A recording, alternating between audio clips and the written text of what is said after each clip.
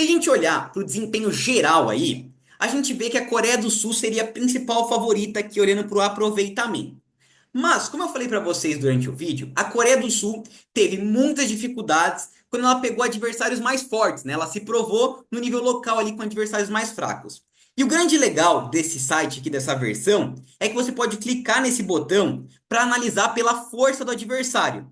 E aí, se a gente clicar aqui e olhar, ponderar pela força do adversário, a gente vai ver que o grande favorito desse grupo.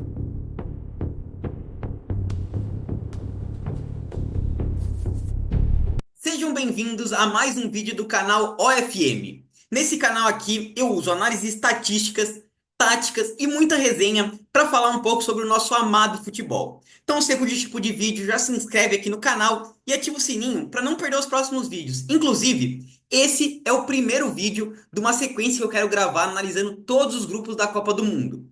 Então, faltam 6 semanas aí para chegar a Copa. Eu quero soltar 2 vídeos por semana para analisar os 12 grupos, beleza? Então a tendência é que os vídeos saiam no domingo e na quarta-feira, mas deixa a notificação ativada para assim que sair, você já poder assistir. Garanto que você vai curtir bastante aqui os vídeos, tá? E aí assim, se você gostar realmente, assiste até o final. Se você gostar, você deixa o like, que é muito importante para o YouTube entregar para mais pessoas também, né? Ver que o conteúdo é relevante. Também para o YouTube entregar de novo os vídeos para você, beleza? E lá também você se inscreve no canal e tudo mais. Então, assiste o vídeo e depois comente também o que você achou desse formato, sugestões de melhoria. É muito importante para a gente trazer um conteúdo melhor para vocês. Então, deixa eu compartilhar a tela aqui, sem mais enrolações. A gente vai falar do grupo A da Copa do Mundo, claro, primeiro, que tem México, um dos anfitriões aí da Copa. Tô até com a camisa aqui da seleção mexicana, a camisa da Copa de 2022. Mas também tem África do Sul, Coreia do Sul e Tchequia, né? Que agora eles estão sendo chamados assim. Pode chamar também de República Tcheca, mas tem sido chamado de Tchequia, né? Nome perigoso aí. Mas vamos lá começar falando sobre a seleção mexicana. Então, assim, ao longo do vídeo eu vou falar um pouco como é que a seleção chega, provas e escalações, e no final eu vou mostrar para vocês um dashboard estatístico bem legal, para vocês poderem analisar quem que é o principal favorito, quem vai passar, enfim, vai ser bem interessante, beleza? Então vamos começar aqui, ó, arte na tela, falando sobre a seleção mexicana. Seleção mexicana que vem para sua terceira Copa em casa. As últimas duas Copas, que foi em 70, que o Brasil foi campeão, em 86, ela foi até as quartas de final. Foi os melhores desempenhos do México, foi quando ele jogou em casa. Acho que vai ser difícil repetir esse desempenho aí de quartas de final, mas eu acho que deve passar de fase, tá? Já dando um spoiler aqui sobre quem eu acho que passa, acho que o México vai ser um deles.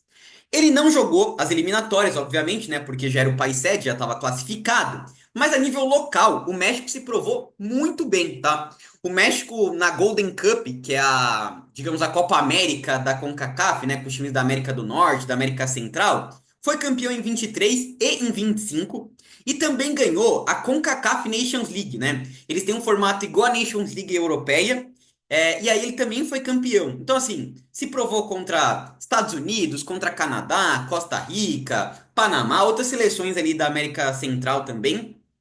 Foi um time que a esse nível se provou como o melhor, né, nesse último cenário mais recente. Claro que a nível maior, pegando adversários mais fortes, o México tem algumas dificuldades, né? Por exemplo, na Copa América de 2024, para quem não lembra, o México participou daquela Copa América. Ele estava no grupo com Equador e Venezuela, eram os dois melhores do grupo. Outra seleção era a Honduras, que era bem mais fraca. E ele acabou ficando em terceiro, cara. Acabou sendo eliminado pelo número de gols marcados. Perdeu da Venezuela, empatou com o Equador. Então vocês veem que já tem complicações. Se a gente olhar mais recentemente, deixa eu voltar aqui para mostrar uma coisa interessante para vocês. É, Aqui, ó. Se a gente olhar mais recentemente, o México teve dois empates contra a Bélgica e contra Portugal. No ciclo todo, o México fez 54 jogos, 27 vitórias, 15 empates e 12 derrotas. Um desempenho ok, tá? Depois a gente vai analisar isso pela força do adversário que eles enfrentaram, que acho que ajuda bastante aí. Mas foi uma seleção que tá com nível ok, tá? Provou no seu nível local, fora teve algumas dificuldades, mas mais recentemente fez bons jogos aí. Empate contra Portugal e Bélgica. Portugal e Bélgica são seleções de nível superior aí, nível alto, né? Falando um pouquinho da escalação aqui, ó, arte na tela para falar da seleção mexicana. Eu usei o Futmob aí, para quem não conhece, é um site que dá para você construir escalações. O México joga num 4-1-4-1. E aí, a gente já começa com um cara histórico aí, né? O pessoal fala que quando chega a Copa do Mundo, o pessoal descongela o Ochoa, né? Para ele jogar a Copa. Assim, a nível de clubes, o Ochoa nunca foi um goleiro de muito destaque. Agora, por exemplo, ele está jogando num time do Chipre, pra vocês terem uma ideia, e nem é o principal time do Chipre, é o Limassol lá. Quase um Mirassol, hein? E nem é titular sempre. Mesmo nos jogos aí do México contra Portugal, contra a Bélgica, o titular foi o Rangel, que é um goleiro que joga no Chivas. Ou seja, mesmo a nível de seleção ele não vem sendo titular. Mas como o Rangel não inspira muita confiança, e ele é um cara experiente, que vai bem em Copa, eu acho que tem uma chance do Javier Aguirre, que é um técnico já veterano do México, já vai para sua terceira Copa com o México, colocar ele por essa segurança, né? Na linha defensiva, o México não tem nenhum nome assim muito de destaque, né? Tem talvez o Montes, que seja um zagueiro ali mais construtor. A gente viu ele ali na Copa do Mundo de Clubes. É um zagueiro que tem uma boa saída de bola, vai. Mas nem Reis, nem Guardado, nem o Vázquez são defensores que inspiram muitos bons olhos, assim, digamos, né? Mas um cara que eu acho bem interessante é o Edson Álvares. Joga no Fenerbahçe. Ele é um volante que tanto marca muito bem, tem uma saída de bola também interessante, ajuda nessa construção, né, nesse 4-1-4-1. Ele é muito importante para a seleção mexicana, para baixar, conseguir sair com bola bem. É um cara que também ajuda bastante na marcação, o Edson Álvares, né, jogando pelo Fenerbahçe. E ele, inclusive, eu escalei ele no 11 ideal da Copa do Mundo, mas eu não tô maluco, tá? Eu sei que tem nomes melhores, mas eu vou explicar depois a dinâmica pra vocês desse 11 da Copa do Mundo. Ele tava no meu time. Do meio pra frente, o México vem numa renovação, né? Vem com jogadores jovens aí da seleção mexicana. A gente tem o Vega e o Alvarado, que são dois pontas que ajudam bastante na construção por dentro, mas jogam a nível do México mesmo. Mas o grande destaque aí, né? A grande revelação do futebol mexicano, o pessoal fala que é o novo Messi mexicano. Não é pra tanto, mas ele é bom de bola. É o Gilberto Mora, tá? 17 anos, já é titular da seleção mexicana, joga no Tijuana, o Gilberto Mora. É um baixinho bom de bola, 1,66 m, destro, com bons passes ali, tem um refino técnico diferente, realmente, né? Ele tem o famoso molho, vai. Se a gente for olhar os jogadores desse grupo A, que é um grupo com nível técnico mais abaixo, talvez o Gilberto Mora seja o mais refinado tecnicamente, né? Então, bom jogador. A gente ainda tem o Fidalgo para fechar esse meio de campo, né? O grande goleador desse time é o Raul Jiménez. Não confundam com Santi Jiménez, tá? Tem os dois devem ir para a Copa. O Santi Jiménez é com G e não com J, né? O Raul Jiménez, joga no Fulham da Inglaterra. Inclusive tem 9 gols nessa Premier League, tem feito uma boa Premier League pelo Fulham. O Santi Jimenez é aquele que fez 3 temporadas de mais de 20 gols no Feyenoord. Se destacou bastante, foi para o Milan, começou bem no Milan, mas teve uma queda depois, né? Nessa temporada atual, 25-26, o Santi Jimenez nem fez gol ainda e o Raul Jimenez assumiu essa titularidade ali. Deve ser o grande centroavante aí da seleção mexicana, tá bom? Então, é isso que eu tenho para dizer sobre a seleção mexicana. Eu acho que tem chance dela ser a principal favorita desse grupo. Eu vou falar um pouquinho depois qual que é a minha ordem de favoritismo, né? Inclusive, eu mostrei para vocês ali aquele nosso dashboard.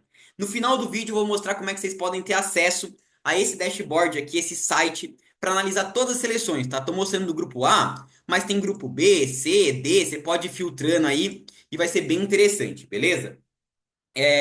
E também eu falei para vocês que eu escalei o Edson Álvares. Eu fiz nossa primeira live aqui do canal, tá? Com o nosso amigo Felipe Magno aí do canal Futebol e FIFA.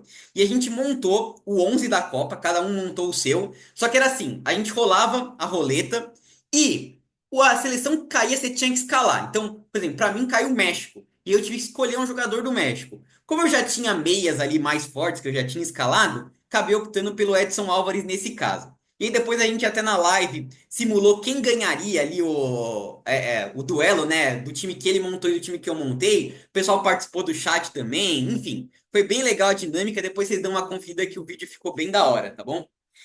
Continuando aqui com a nossa análise de seleções, a próxima é a África do Sul. Inclusive faz o jogo de estreia aí contra o México, né? Deixa eu trazer aqui, ó, arte na tela para falar um pouquinho sobre a seleção sul-africana.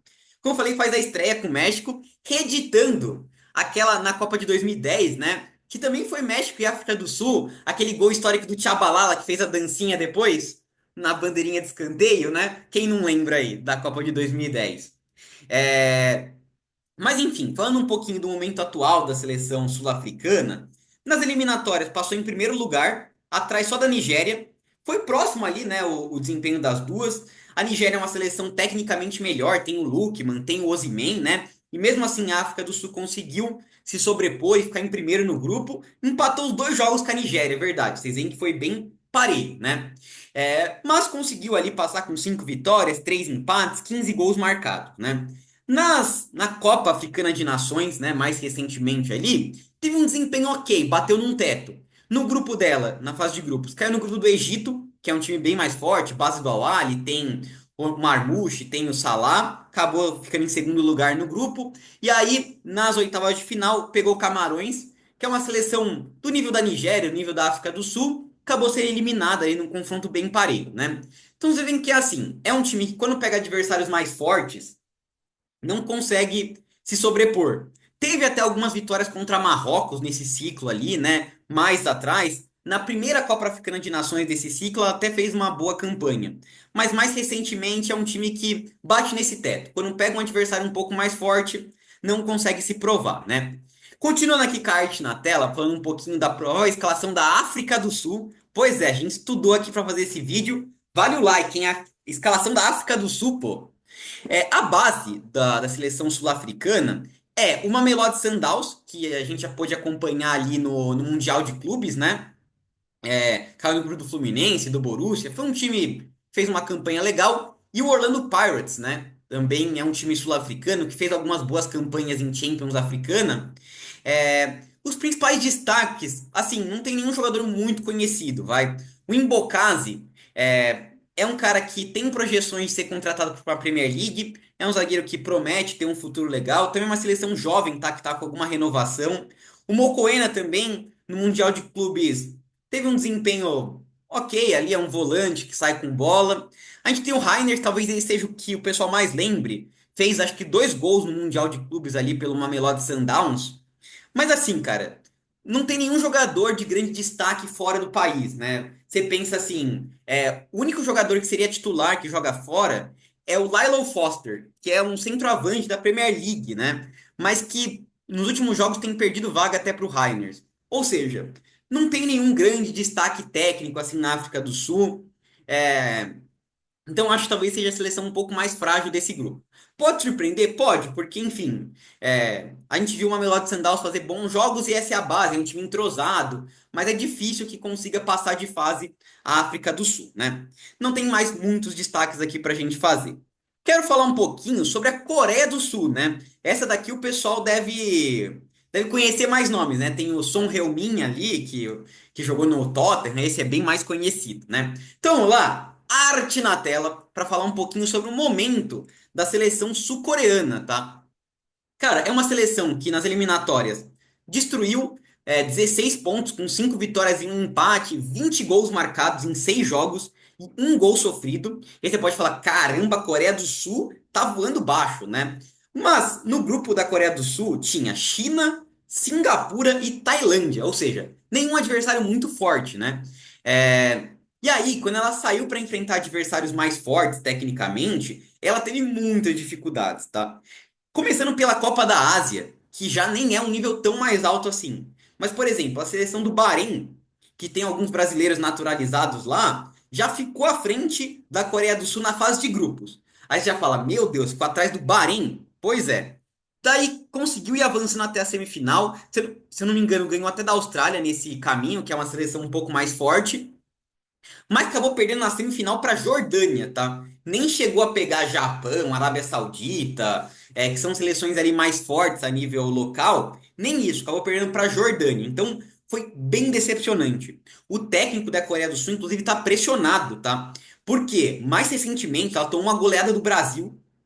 Isso vocês vão lembrar aí. E tomou uma goleada da Costa do Marfim também, 4-0, cara, da Costa do Marfim. Então é um técnico que, apesar de ter uma reserva técnica legal no time, não tá conseguindo fazer render. É um cara que foi titular daquela Coreia do Sul de 2002, né? Que foi até a semifinal da Copa da Alemanha, lá na Copa, na Alemanha. Na Copa que o Brasil jogou a final contra a Alemanha, que o Brasil foi campeão, chegou na semifinal, né? Copa em casa, o técnico jogou aquela Copa. Mas não tem conseguido fazer render, tá bem impressionado aí, né? Se a gente falar um pouquinho da escalação, continuando aqui, na defesa, a gente tem dois nomes que talvez o pessoal lembre aí, que é o goleiro, o Hyun-woo. O pessoal não vai lembrar pelo nome, mas é aquele goleiro ruivo que fez uma boa Copa ali, eliminando a Alemanha, né? é, Várias defesas fantásticas naquela Copa. E o outro, esse bem mais conhecido, o Kim Min-jae, né, que joga no Bayern de Munique. Ele não é titular do Bayern. Quando ele surgiu, né, o pessoal falou: caramba, mano, esse cara vai ser um dos principais zagueiros do mundo, muito forte tecnicamente. Só que aí depois não se provou no Bayern. Ainda é um zagueiro que tem titularidades, entra às vezes no segundo tempo, mas é reserva do Jonathan Tah e do Upamecano, né? Então, um zagueiro muito bom para nível da Coreia do Sul, é a principal referência, mas a nível fora não se provou muito, né? É uma seleção que do meio para frente tem tido uma renovação grande, né? A gente tem o Hwang Beon, que fez uma Copa do Mundo de clubes interessantes, boa saída de bola, né?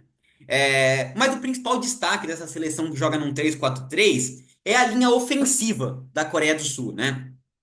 A gente tem o Juan Chen, que joga no Wolverhampton da Premier League. Assim, pô, joga no Wolverhampton, que foi lanterna da Premier League, mas a nível de Coreia do Sul é um cara de destaque aí no time, né?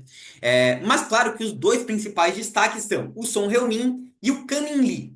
O Son não é aquele mesmo Son do Tottenham, já é um jogador mais veterano. Mas, cara, jogou Olimpíadas, teve aquela questão lá do exército sul-coreano, que ele ia ter que jogar pelo exército, enfim, aí teve que jogar Olimpíada, toda aquela questão, Copa da Ásia, enfim, teve todo aquele imbróglio lá, mas é um cara de muito respeito no país ali, principal referência, ídolo, totalmente ídolo, capitão, tudo mais.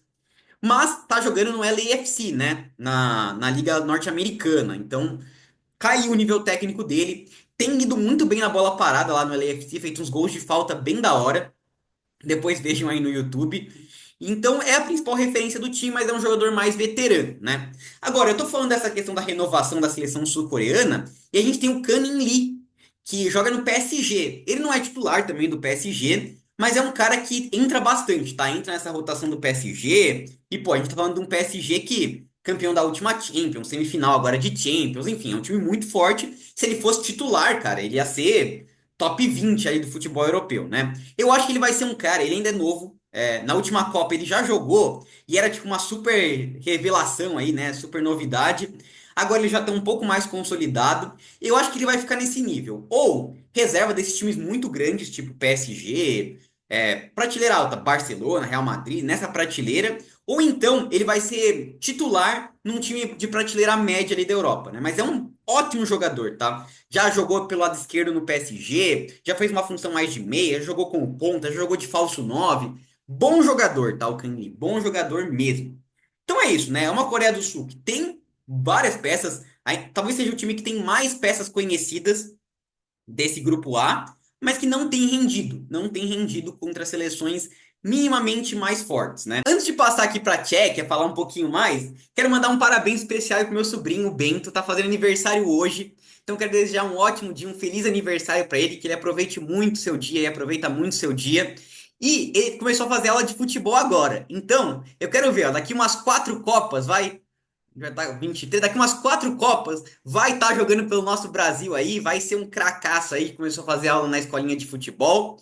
É, Não sei se vai trazer o Hexa, né? Não sei se a gente vai estar no Hexa, Hepta, Octa, não sei onde é que a gente vai estar, mas é isso, tá fazendo essa brincadeira aí, mas claro, desejar um ótimo dia, muitas felicidades e parabéns aí, tá bom? E vamos continuar agora com a nossa análise aqui do grupo da Tchequia. E aí, cara, também uma seleção que tem poucos nomes conhecidos, tá? Falando um pouquinho do momento da Tchequia aí, que agora eles querem que seja chamado assim, e não República Tcheca, nas eliminatórias, caiu no grupo da Croácia, ficou em segundo lugar, então acabou tendo que ir para repescagem.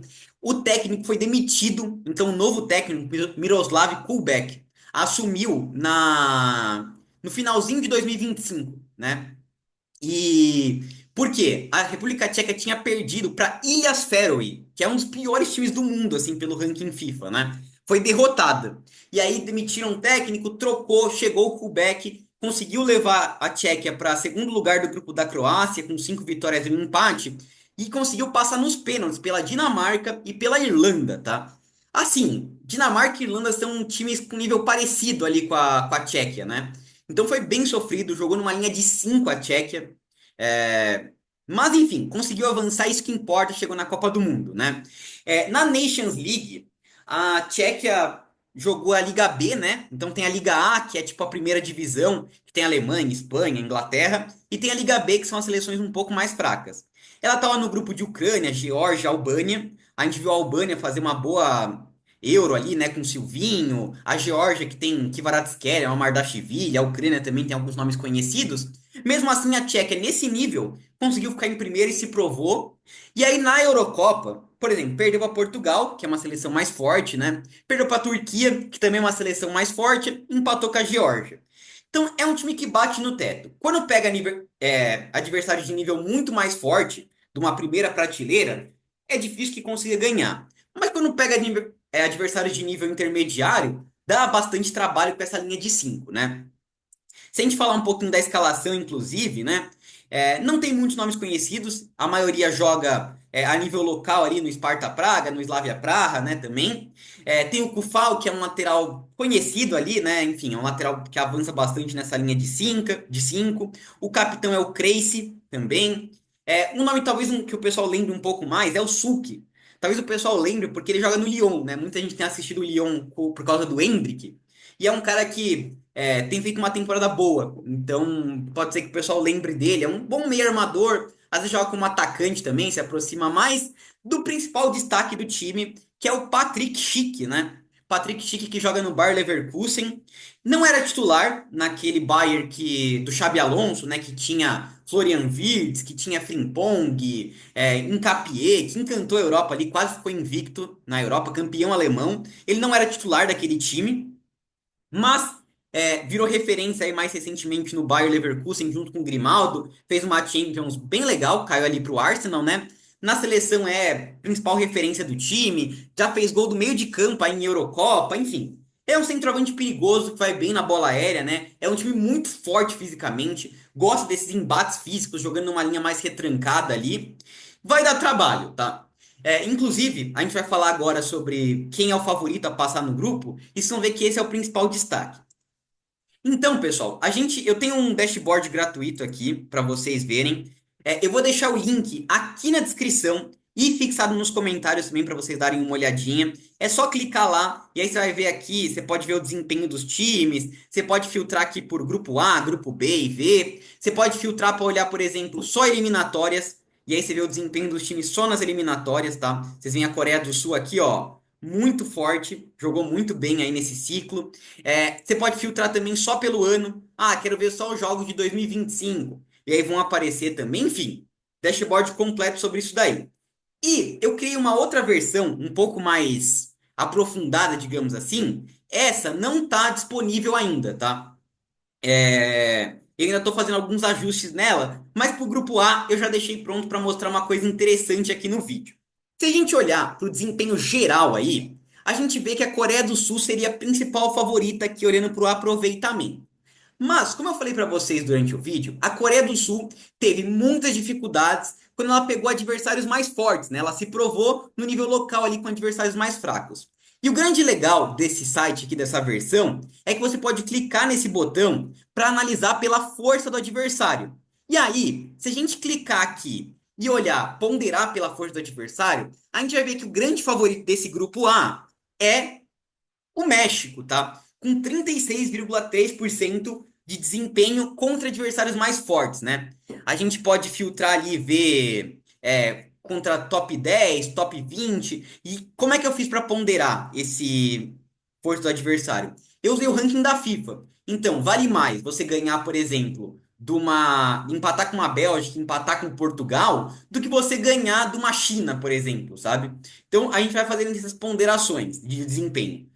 Quanto mais forte o nível do adversário, maior vale uma vitória, um empate, tá? E assim por diante. E a gente vê o México aparecendo aqui nesse nível mais forte. A Coreia do Sul não ficou muito atrás, né? Até porque, claro, você ganhar de adversários mais fracos ainda é um desempenho bom, tá? Ela pegou adversários mais fracos, ganhou de todo mundo, tem o seu mérito, mas precisa se provar contra adversários mais fortes. Tem um nível técnico bom, mas não tem apresentado esse nível em campo. E por isso até que o técnico está questionado. Realmente a mais fraquinha é a África do Sul, como a gente já tinha falado para vocês, né? Eu acho assim, eu acho que passa o México em primeiro lugar do grupo, até pensando também no mando de campo, né? No fator casa, que acho que vai pesar bastante, apoio da torcida. As últimas duas Copas foi o principal desempenho do México, quando ele jogou em casa. E aí, eu fico numa dúvida, tá? Eu ainda acho que, olhando aqui para o nosso desempenho, a Coreia do Sul vai fazer valer o seu nível técnico. Os jogadores que ela tem, Kim Min-jae, Son Heung-min, Kanin Lee, vai fazer pesar e vai passar em segundo lugar, tá? Mas eu não acho impossível que a Tchequia aí, que como o Miroslav Kubek conseguiu um espírito competitivo muito aguerrido, essa linha de cinco com um centroavante perigoso, com jogo físico, complique a vida da Coreia do Sul, que contra adversários mais fortes não conseguiu desempenhar até agora, tá? Vou ainda confiar na qualidade técnica da Coreia do Sul, mas quero que vocês comentem aqui quem que passa nesse grupo em primeiro e segundo. Lembrando que nessa Copa, alguns terceiros lugares vão avançar de fase. Então, assim, cara, todo mundo tem chance de passar nesse grupo. Até a África do Sul, de repente consegue uma vitória, uma zebra ali contra alguém, tem chance de avançar. É um grupo muito equilibrado por baixo, assim, né? Um grupo mais frágil tecnicamente. Mas, na minha opinião, passa México e Coreia do Sul olhando para esse desempenho aqui, beleza? Então, depois vocês podem conferir aí a versão já. Que ainda não tem essa versão Pro que eu tô chamando, né? Em breve ela vai estar disponível. Quando vocês clicarem aqui, vocês vão ver que vai aparecer um recado de que em breve vai estar legal. Eu vou avisar aqui no canal que ela vai estar disponível, beleza? E aí eu falo para vocês como é que vocês podem ter acesso e tudo mais. Por enquanto, usem a versão gratuita que já tá bem bacana, já dá para fazer umas análises bem da hora, beleza? Lembrar vocês aí de se inscreverem no canal, deixar o like, tá? Se inscrever no canal, ativar o sininho para poder ter acesso aos conteúdos do grupo B, C, D. O like é importante para o YouTube entregar para mais pessoas, ver que o conteúdo é relevante. E também, pessoal, para ele entregar para vocês mesmo, tá? Se vocês deixam um like, o YouTube fala, ele gostou do vídeo, vou entregar de novo quando sair do grupo B. Deixem nos comentários também melhorias que a gente pode fazer nesse formato aqui, para a gente fazer cada vez conteúdos mais legais aqui no canal, beleza? Valeu por todo mundo que acompanhou. Um último recadinho. Eu tenho um outro canal também no YouTube que chama Cartodados, tá? Deixa eu até ver se eu consigo pesquisar aqui rapidinho. Cartodados, ó. Aqui. É um que eu falo de cartola, então quem joga o Cartola FC, o Fantasy Game, é um canal que já tem 19 mil inscritos. Eu gravo vídeo toda rodada lá também. Dicas pro Cartola. Vai ter Cartola da Copa do Mundo também. Então, quem quiser se inscrever lá também para ver umas análises bacanas também, vai ser muito bem-vindo, beleza? Então é isso, pessoal. Até uma próxima. Falou!